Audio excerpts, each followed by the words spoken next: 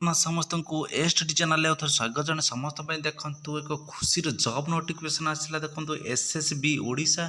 SSB तरफ नुआ vacancy आसला नुआ रिक्रुटमेंट बाहर के आसला कौ पोस्ट रिक्रुटमेंट अच्छी नॉन टीचिंग जो नॉन टीचिंग रो वैकेंसी आसी पुणी देखु कौ पोस्ट वैकेंसी अच्छी चलन जा डेरी नक समस्ते भल भाव भिडियोटी आरंभ शेष पर्यटन देखूँ बिना स्किप कर भिडियोटी आरंभ शेष पर्यटन देखिए ताहले सबकि जानीपारे जे कि भल भाव भिडियोटी देखिए तापर देखूँ क्वालिफिकेशन कौन अच्छी तार जॉब नोटिफिकेशन कौटी कौन अच्छी सैलरी केते अच्छी सबकि डिटेल्स मुझे आलोचना करी डेरी नक भिडियोटी की आरंभ करवा देखूँ state selection board Odisha recruitment तरफ ए वैकेंसी आसी जो वैकेंसी जे कि नॉन टीचिंग जो नॉन टीचिंग रो वैकेंसी अच्छी all Odisha candidate only apply करें ओनली एटा ओडिशा कैंडिडेट अप्लाई करें both male and female Etah apply करें समस्ते देखंतु एटा ओडिशा पई बाहर ओनली ओडिशा कैंडिडेट मेल आउ फीमेल एटा को अप्लाई करें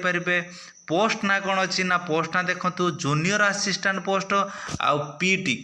जो खेल टीचर पीट आउ जूनियर असिस्टेंट ता सांगर कौन अच्छी लैबोरेटरी असिस्टेंट कम स्टोर कीपर यही तीनोटी पोस्ट रो डिपार्टमेंट रो वैकेंसी बाहर जे कि भल भाव आरंभ शेष पर्यटन देखिए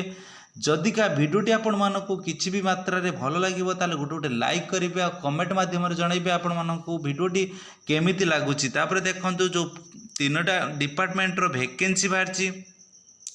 तार केबेठू फॉर्म अप्लाई हे देखंतु फॉर्म अप्लाई डेट आसी सारी जे कि 16 मार्च पाखु फॉर्म अप्लाई स्टार्ट हो 16 मार्च रु 16 एप्रिल माने गोटे मास झटा अच्छी 30 दिन जे कि 16 मार्च रु 16 एप्रिल पर्यंत तार लास्ट डेट अच्छी एटा ऑनलाइन एप्लिकेशन फॉर्म रहियो जॉब लोकेशन कोठी ना ऑल ओडिशा रे जॉब लोकेशन टी रहिबो तापर देखंतु वैकेंसी डिटेल्स देखिबा चलतु आपण मानक पीडीएफ रे मु आपण मानक देखिदेवी जे कि वैकेंसी डिटेल्स कौथिरे केते अछि एज लिमिट केते अछि ना एज लिमिट अछि 21 मिनिमम एज 21 अछि मैक्सिमम एज केते 38 एटा को भल बार देखंतु मिनिमम एज 21 आ मैक्सिमम एज केते अछि 38 एटा कहीं भी हाथ छड़ा करंतु देखंतु काउंटिंग केबे हबो 1 जनवरी 2024 की 21 वर्ष होउथबो ता संगरे केते ना 1 जनवरी 24 की केते 38 वर्ष पार हो नथिबो एई भली कैंडिडेट एटा को अप्लाई करि परिबे जे कि 1 जनवरी 2024 की 21 वर्ष आ 1 जनवरी 2038 की 1 जनवरी 2024 की 38 वर्ष हो नथिबो पारौ नथिबो सही माने एटा अप्लाई करि परिबे तापर देखंतु एजुकेशन क्वालिफिकेशन जूनियर असिस्टेंट को माने अप्लाई करि परिबे एजुकेशन कोन थिबा दरकार any graduate with computer knowledge थिबा दरकार जो माने ग्रेजुएशन करिसंती सही माने अप्लाई करि परिबे जूनियर असिस्टेंट ता संगर कोन ना कंप्यूटर थिबा दरकार तापर देखंतु पीटी कौन अच्छी ए candidate must have past bachelor degree in physical education जो माने बीपेड जो माने बीपेड करिथिबे सेही माने को अप्लाई करि परिबे तापर देखंतु store keeper any a candidate must have bachelor degree with honours थिबो इन कौन ना फिजिक्स केमिस्ट्री बॉटनी जूलॉजी तापरे एंथ्रोपोलॉजी आउ होम साइंस एंड फिलोसफी देखंतु एतिकी ऑनर्स जार गोटे या भितर निहाती गोटे ऑनर्स थिबा दरकार जे कि जो मानकर थिबो सेही मानेटा को अप्लाई करि परिबे